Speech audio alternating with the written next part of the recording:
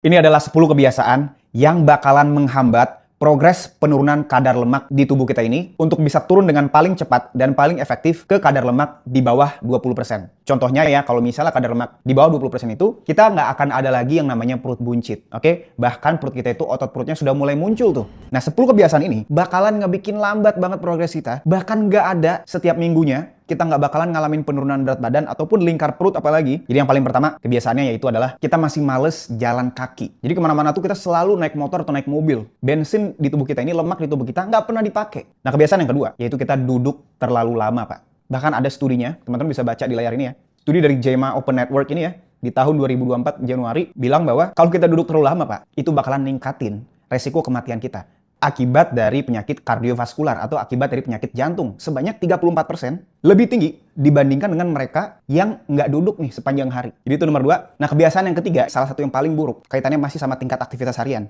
Kita tidak punya ukuran langkah harian kita. Nah, kebiasaan yang keempat, ini terkesan sepele, tapi ini yang ngebikin teman-teman stuck terus. Yaitu apa? Yaitu terjebak mindset bahwa sekali-sekali itu nggak apa-apa. Tapi terlalu sering tuh, ya, mindset kayak gitu tuh terlalu sering munculnya. Kenapa? Karena masalahnya kalau kita setiap hari kayak gitu ya punya mindset kayak tadi, kita bakalan jalan di tempat progresnya. Jadi kita juga wajib untuk memberikan ukuran, ibaratnya sekali-sekali tadi, itu maksimal 1 bulan sekali. Nah, kebiasaan yang kelima, ini sering banget ya klien-klien gue lakuin ketika dia progresnya udah bagus banget. Makan di luar tanpa mengontrol porsi dan makannya terlalu sering.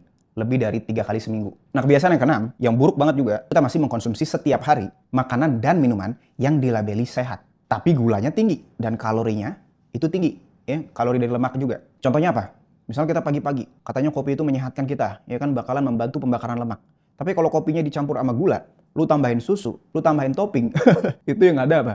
Yang ada lu naik berat badan. Lu bukan mesin pembakar lemak badan lu, mesin penimbun lemak jadinya badan kita ya. Nah, kebiasaan yang ketujuh, ini adalah kebiasaan yang paling fatal kalau kita masih ngelakuin kebiasaan ini. Yaitu apa? Yaitu kita kekurangan protein setiap hari. Nah, kebiasaan ke-8, yaitu adalah tidurnya masih kurang, di bawah 7 jam. Nah, kebiasaan yang ke-9, kaitannya sama stres pekerjaan ya. Kita masih multitasking berlebihan yang menyebabkan stres kita tuh naik tanpa kita sadari. Jadi kita harus nge-manage dengan baik ya. Kerjain yang paling berat dulu di hari pertama.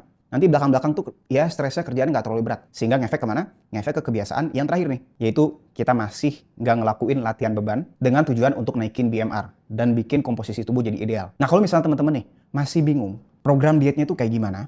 Makanan di rumah itu masaknya gimana? Bumbu yang enak-enak, porsi makannya, cara masaknya, link-link pembelian bahan makanannya di mana? Dan juga kalau lagi di luar, itu makannya apa aja, restorannya yang sesuai dengan program kita ya, yang nurunin berat badan, ojek online pesannya apa aja, ataupun program latihan beban di rumah ataupun di tempat gym, itu ngapain aja setiap harinya, rutinitasnya. Nah, kalau misalnya teman-teman mau dibikinin itu semua, dan gua monitor langsung, kalau misalnya teman-teman tertarik untuk dibantuin langsung, teman-teman bisa langsung daftar aja di link di deskripsi atau di link di kolom komen.